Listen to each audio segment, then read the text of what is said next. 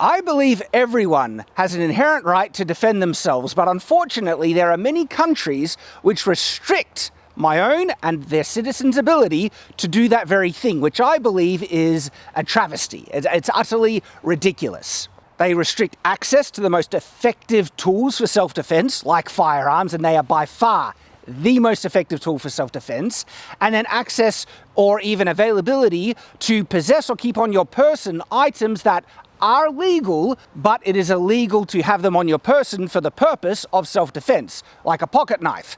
If you have a job in which a pocket knife is needed in Victoria, Australia, you are legally allowed to possess it, but if you had it for the purpose of self-defense, you will be charged. Now, criminals, they're not really going to follow those restrictions though. They will get access or a hold of anything that they have access to. Kitchen knives, machetes are a big one, and knife and machete crimes are going up considerably in the UK and other places in the world, and it raises an important question. How could then the law-abiding citizen logically and effectively try and defend themselves against a violent criminal attack within the bounds of the law and restrictions we have? And I disagree with those restrictions, but I'm not encouraging anyone to break the law. And this is in the understanding of an aggressive attacker in which you can't really run away. Sometimes that's not an option. Now, of course, always try and avoid the conflict as much as possible, but when an aggressor is actively attacking you, and you might be in either a building or restricted area, or they can just simply run faster than you, you have limited options, and one of the only things you might have left is to actively defend yourself. And what can you do then? What are some preemptive measures that you can do, or legal things that you might be able to have to save your own life? Shadiversity. So there is a reason why Tyranth and I are wearing what we are wearing. We're going to discuss a little bit more about that in just a second, but there's a couple of other additional points that I want to raise, which I find really frustrating. Now, in some countries, Victoria, Australia, so our state in Australia, the law is structured in such a way to basically give the criminal every advantage possible. Yes, this is actually a topic that I personally am quite passionate about, if you could believe that, being able to defend myself. And the problem is, I have to do that in a legal way. Yes. So you have to find ways where this is legal. And that's kind of what stemmed today's episode, where we're going to talk about a couple of things. And there are some caveats, like Shad said. Obviously, it depends on your local laws. Yes. But the good thing about what we're going to discuss today, especially in what we're wearing, is that pretty much everywhere in the world, they're not classified as like actual armor. Yes. Because a lot of governments these days classify like ballistic vests as actual armor.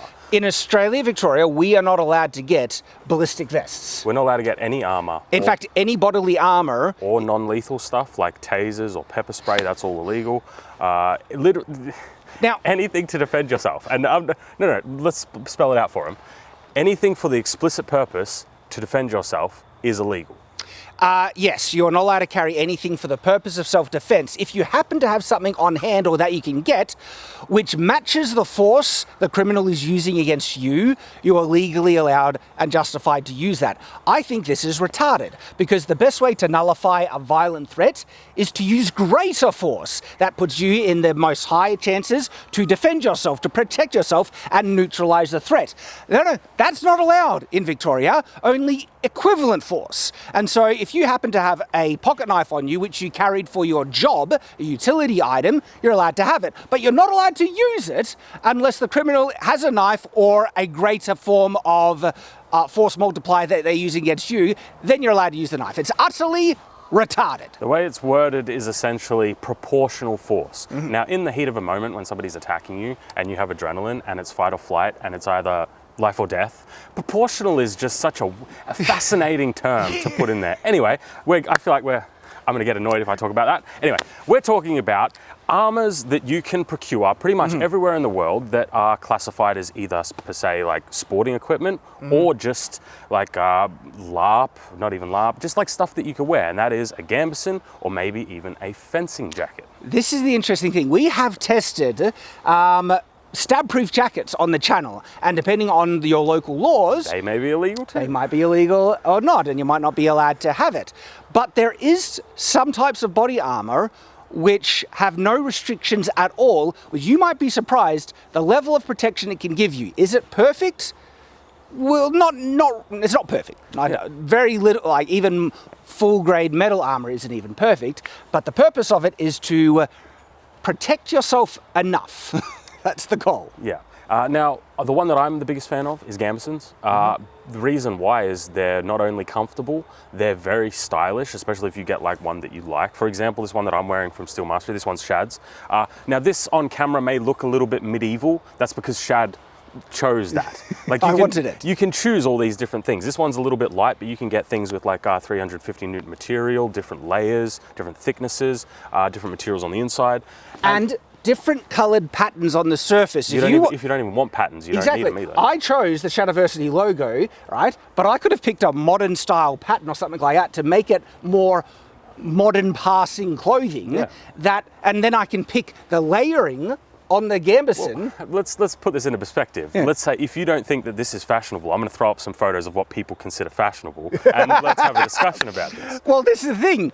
This fencing jacket, right, looks great. It's actually remarkably slimming. Now, this fencing jacket comes from St. Mark's, and it is absolutely brilliant. Now, is it the type of thing that you think you would not want to wear out? I don't know. If I was in a high crime area... I particularly like that design. This one looks great. But there are plenty of other designs out there. And like we were saying with the gambesons, there are plenty of different designs of gambeson, colours, options. You literally can just kind of build your own. Look how slimming this is. Yeah. This looks friggin' amazing. But the thing is, what people might not realise is that I'm actually covered in protective plates on the arms, chest, sides. This is actually got more blunt force protection on it than the stab-proof jacket. The stab-proof jacket only covered the front and the back. No sides, no arms, no shoulders. Very few had proper neck protection. Right. This covers all that, and it's not going to be perfect. Like, I think a really dedicated knife thrust will get through it, but a half power, just someone, throwing around, this will stop a shocking amount, especially like the material on the surface alone is really thick. It's almost like canvas. It'll stop cuts. Did you want to head over to Boromir and have a look at what we're actually going to be testing today? Yes. And we'll talk a little bit more about it. Because we have our selection of machetes here, and let's show you what is actually capable of stopping the standard kind of range of, I guess, what improvised bladed objects criminals might use. Yes. So we have what I would call low-grade gambeson right here. Now, as you can see, this one is just a plain black gambeson. Now, I personally, if I was going to buy this for the purposes of actually wearing it every day in public, I would get more of a jacket style, something you can button up. It's a little less protective, but it is more functional and stylish. And in that particular case, I'll take that. And also, let me just point out, this is like an aside. It's not really for its defensive value. Gambeson bulks you out. It makes you look a bit more, muscular. It actually does. Yeah. And gambeson can be relatively, it depends what you define as expensive, right? For a proper piece of armor, no matter what type, even when talking like ballistic vest, they can get a bit expensive. So getting a jacket that you can functionally wear for maybe a couple $100 that's custom, that is all to your specifications, I think is a pretty good deal, personally. Yeah. Now, there are a couple of options that we're going to throw out here, and these are just the beginning. So we're going to explore some stuff. Well, but before we get to that, should we talk about what we think these will stop and why? Yes. So I think, with a gambeson, this is a more modern ones. They are a couple of different layers on the top, depending on what you choose. You can get more sturdy materials, maybe like a canvas. There's the 350 Newton material, like I mentioned. Then you have layers in between that can be different. It can be either linen or wool. Whatever it is. And then it's all stitched together and put into a thick kind of padded jacket, but in a way that will protect you, most likely, from slashes. Thrusts are kind of hit and miss. It's really just there's a number of caveats to mention about this. The thickness of the gambeson matters a lot. Now, in terms of comfort, you'll actually find it's very similar to wearing a thick raincoat or a snow jacket. Better. Because they're usually made out of higher quality materials like cotton or linen, and they're made to be more padded because it is a padded type armor. They're very comfortable in the right conditions. And what I mean by that is hot weather is not the best for a winter garment. Let's be clear about that. But I mean, the UK. In the UK, perfect. Right? So that's the first thing to mention. The other thing to mention is when it comes to how protective many types of cloth, just clothing in general will do, the sharpness of the weapon matters a lot. If they're using a machete that is shaving sharp, I'm talking about, you just slide it down your arm and just shaves the hair off right away, that will blast through even some of the thickest gambesons. The thing is though, nearly all machetes never come that sharp. A lot of kitchen knives do. You need to understand that. For something like this is quite a thrust-centric Yeah, that'll knife. blast through. Yeah, this is not something you want. A slash with this, though, Yeah, you'll probably be all right. It, again, depends on the sharpness. Now, what people Usually- don't realize, kitchen knives, they come out of the box really, really sharp. I've tested this multiple, but they lose that sharpness very quickly. And they fall into the functional sharpness that most average kitchen knives have. And in that functional sharpness, which is not like shaving sharp, but it's more like chisel sharp, you will be shocked at how much even a solid layer of, a single layer of material that will block. Yeah. I think an important takeaway will be today is when it comes to gambesons specifically, they're not going to stop the blunt force. So even if it protects you from getting slashed, you're still going to do some damage on your arms and like bones or whatever like that. Thrust, you're probably not going to be able to take too much of, but that is still far better than nothing. Yeah, just wearing normal clothes that do nothing, we are talking multiple levels better. And something like a fencing jacket is a little bit different though. Because this they one do have has pads. plates. Yeah. They're padded, okay. Now, that would, like I said, I expect that this could stop a medium low thrust. A dedicated one will probably get through. This is made to stop blunt impact, but as a result, a lot of cuts, if it's not razor sharp, it's not even going to get through the top layer. Now, to demonstrate that, let me show you something. This machete is a functionally sharp machete. It is perfectly adequate and got a good enough edge that you could chop down a tree pretty easily. Just to demonstrate, look at that massive gouge that took out, okay? This thing is easily sharp enough to blast through wood. Let me show you what it can do against cloth armor. First, just full slice.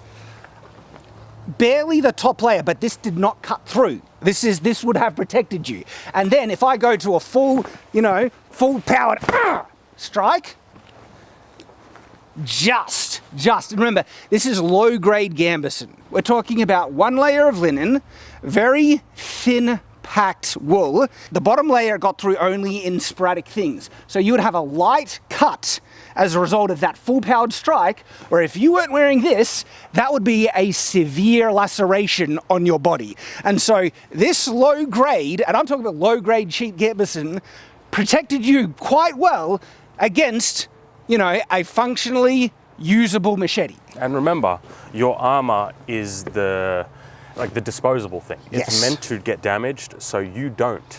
Armor is not indestructible. No armor. Yes. Interestingly enough that this got through it, because this here, if you look at it, this is like the bare minimum of a gambeson as well, which is really important here, because like we said, like when you buy one of these, you can choose how many layers you want, you can choose the type of material you want. The fencing jacket I'm wearing,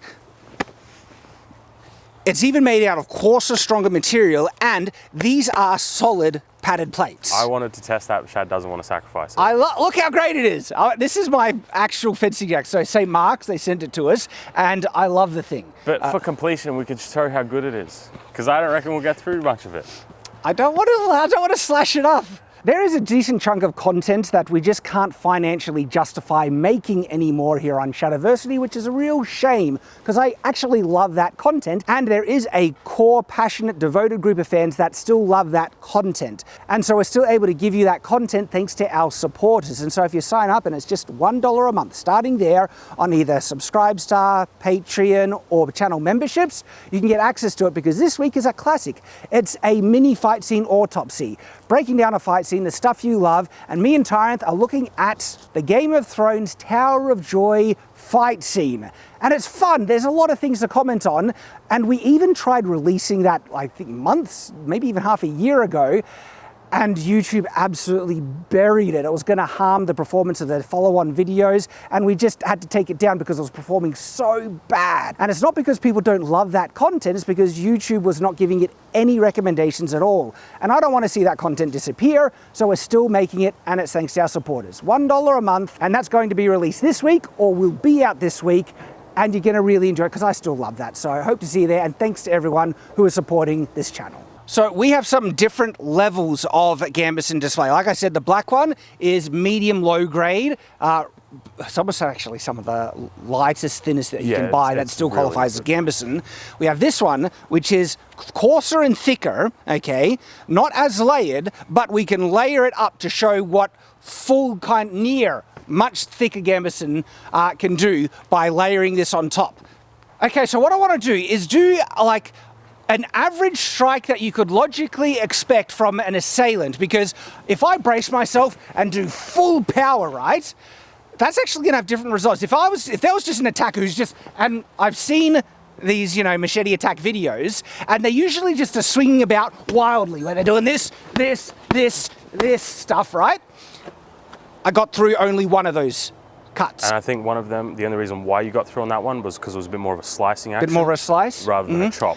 But for a wild assailant where it's just like, flat on, right? Did nothing. And it's interesting, technique actually matters a lot. Like a flat strike, which just goes straight on, doesn't get through the first layer. So this one I'm gonna hit it and slice it down and watch the difference, right? So I actually got through, but barely. This would have barely, oh no, it didn't get through the bottom layer. Well, then you would have been protected. But still, it cut through because it was slicing versus just a flat hit. A chop, yeah. A chop. Now remember that chop, remember what that chop did to wood. Yeah. Now a lot of these assailants have just shit technique. They just, they have no technique. It's a chopper, It's a chopper, so they go like this. On your flesh, yeah, that'll break your bone, that'll cut straight in. But on a Gambeson, and this is a shit Gambeson as well, so hey. Well, let's increase the thickness. Right. Give it a chop and then give it a slash. We know a chop is not going to do anything. Hold on. So just a chop. You can see the line didn't even get through the first layer. Now a slash. It got through these ones, but not the one, it stopped at the bottom. Yeah. So, now that was a dedicated strike on a slice on the most optimized part of the blade, which is the swell. And as you can see, this is a good example. This one here has a whole bunch of wool and stuff like wadding, that. Basically. Yeah, which is different from this one here. Which is thinner. This has thicker wadding, and this isn't even as thick as what a lot of Gambeson can get. Now remember, if this was all layered, right, it didn't get through to the bottom thing. It still would have done its job in protecting for the most part. Yeah. And that was like the most optimal landed strike. In a lot of these like machete attacks, they're swinging around like wildly. And like I said earlier, if you were to get a Gambeson, you can choose your different loadout essentially. Go for all the combat stuff and you'll get a much better than all of this. Yeah. Do you want to try a knife? This is just a chop. Okay. Nothing. The slice though, I think this is gonna. This is sharper. This is a much sharper knife. Do you know how much weight is in a sword? I know, there was less weight. That's wow, I'm actually kind of surprised. Ready to go again? I don't even think that was the knife. I think it got caught on the little finger choil down the bottom. It didn't get through though. Yeah, but what I'm saying is I don't even think the blade cut through. I think it got caught on that. Yeah, on that. Yeah. This is sharp. That's not going through. Yeah. So. All right, that was actually really interesting. So let's quickly summarize some of those results. A blunter machete, right, cut deeper and more effectively through the Gambeson than a sharper, lighter kitchen knife, which goes to show you that the power and weight behind the attack is quite significant a factor in how well it'll cut through. Also the technique. So let's go through it here. Gambeson, even this low quality, crappy Gambeson, will most likely protect you against chops from both a knife and a machete. In terms of slices, with a machete, you're probably in a little bit more trouble because it can put a lot more force into it. Slices with a knife, depending on your technique, that might be like what really sells it. If it's up near the tip and it's razor sharp, yeah, you're probably going to get through. I mean, you got through a little bit, but not the Yeah. bottom layer. And remember, this is low-grade Gambesson. Yeah. You can get ones that are easily 10 times more resistive than this. I'm not kidding. Like, the layering of the linen is really significant to how protective it is. This has 2 layers of linen plus wool, Yeah. and the wool isn't that dense. Yep. That's it. Well, I'll throw it up now. There's a little bit of stuff where you can see all the different stuff, like what Steel Mastery offers, for example. Different materials, different layering, how many layers you want, what you want the wadding to be made of. You can go crazy with it. So this is where we get into the point where Gambesons will fail you. Thrusting. Stabby. Yeah, they And honestly, when it comes to knives, that's what you are most likely going to be thrown against. Machetes, very unlikely you'll actually get a thrust from a machete. A lot of machetes don't even have tips on them. And so people are just going to use them like cutters. And in that realm, a Gambesson or a fencing jacket might not be too bad. Yep. Now, with Gambesons, from what I've experienced, it depends how sharp the tip is. Like, they can stop maybe the odd thrust here and there, but it really depends how sharp that tip is. It's going to be better than nothing. Yeah. There's that. Oh, yeah, it's better than a t-shirt. Oh, yeah, it's way 100%. better. Low level thrust, just right here. Yeah, Straight through. straight through. Now, having said that, what about a thicker Gambesson? Let's test this out, okay? And so, right here, low level thrust. Nah, that didn't even get through this. Now, That was low level, but remember, depending on the type of attack, if you're moving away and they're just kind of going crazy, getting a dedicated pinpoint powerful thrust is less likely. It can don't bet on it. But this is also where the material choice comes into play, because this top layer here is very different from this top layer here. This is like, what would you describe it as? It's like just like a regular jacket material. I don't know what it is specifically. Cotton, maybe? It's not very protective. This one here is a little bit more like linen. Yeah, and even linen, you can get higher than this. Standard kind of kitchen knife. The edge is damaged because we've tested it in, I think it was the Kamikoto knives on, but the tip is fine. So ready?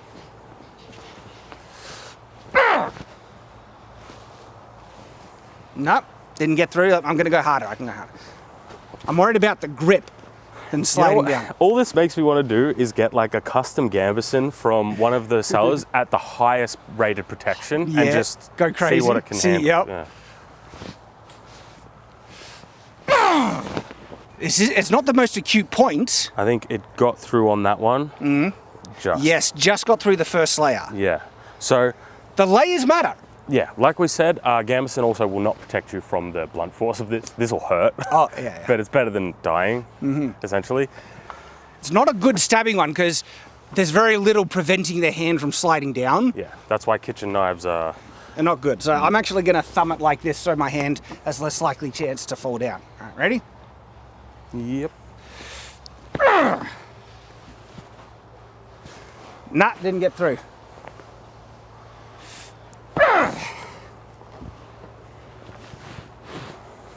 So this dagger here is what I would consider to be our most vicious dagger that we own.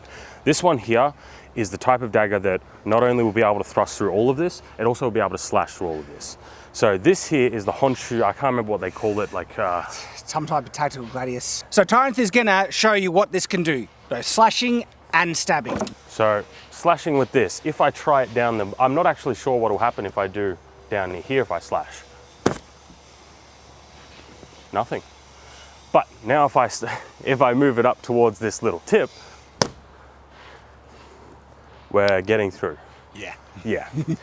With thrusting, it's the same sort of thing. This, Oh, yeah, you don't even need to try. I don't even need to try. It just goes straight through. Try the thicker one. Yeah. That was not hard. That was not much. Yeah. And we're already through.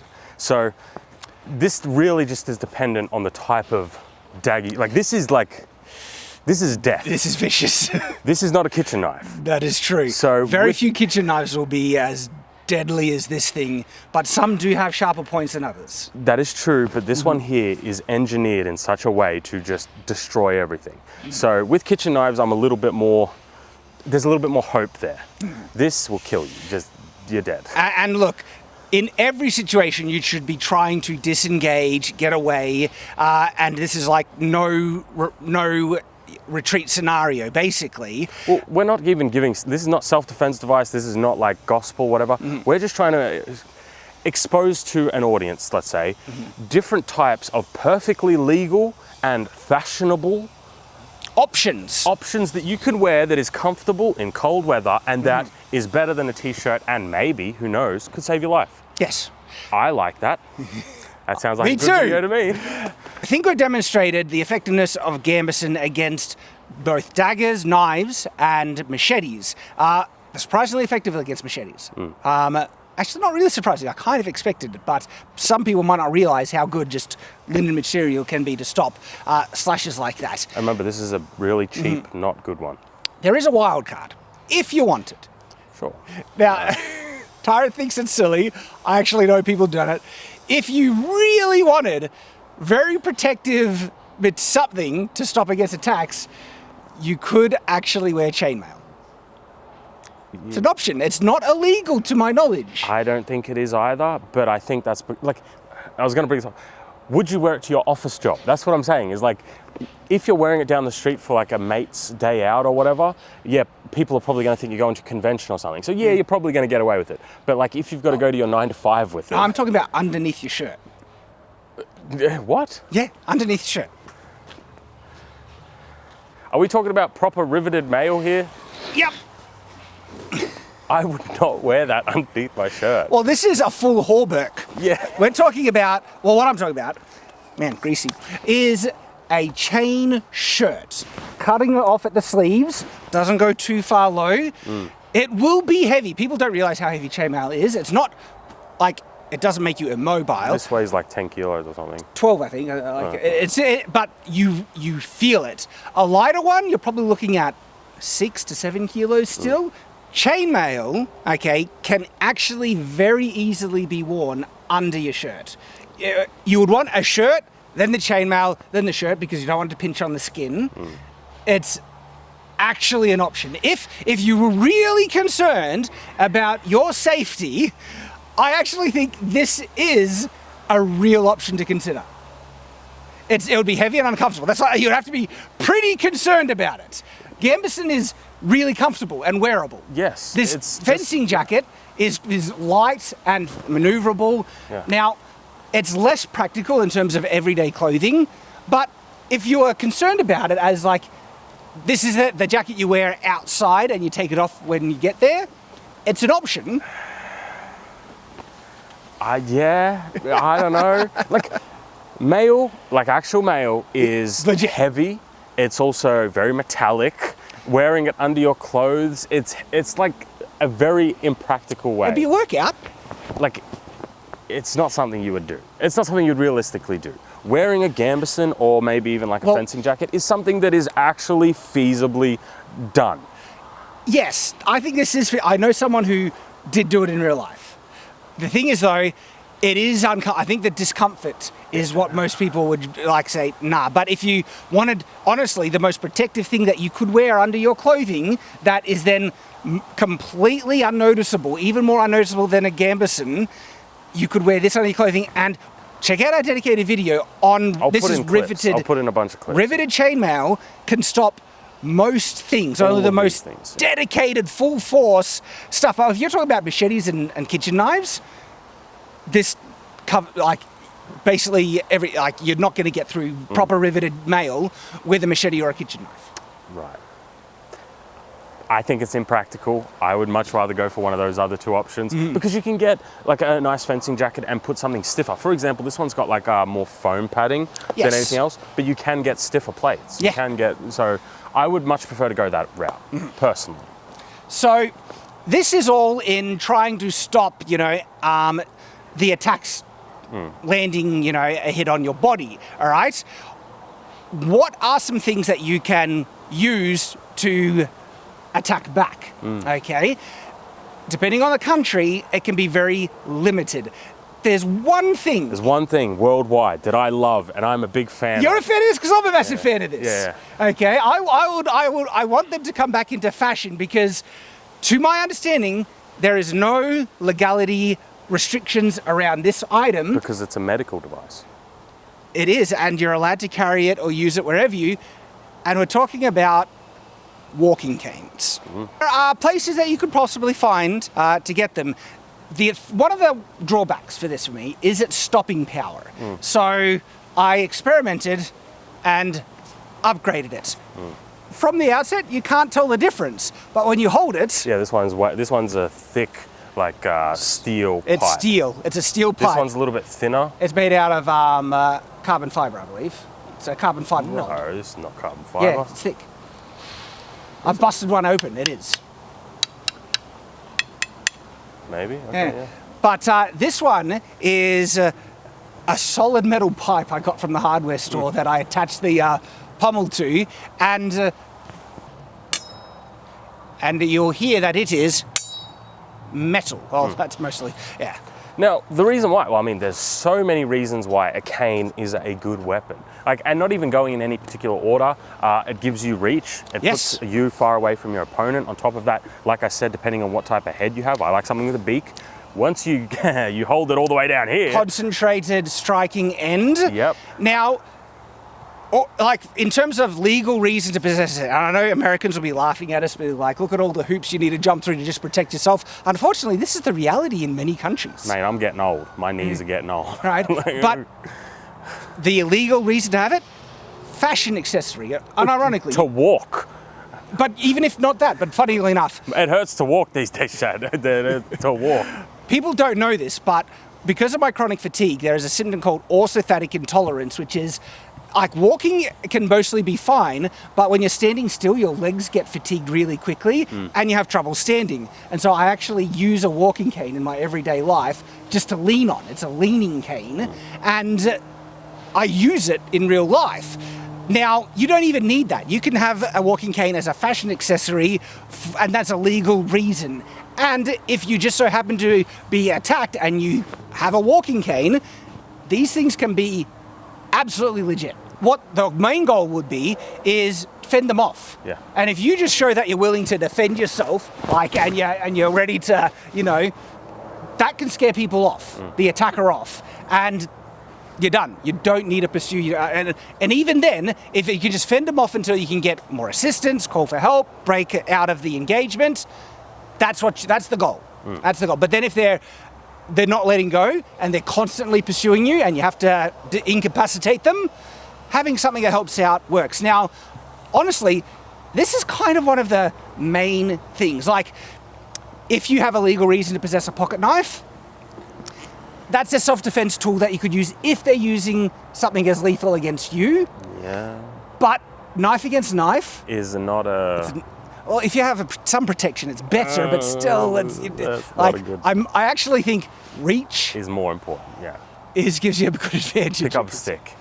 Pick up a stick, yeah.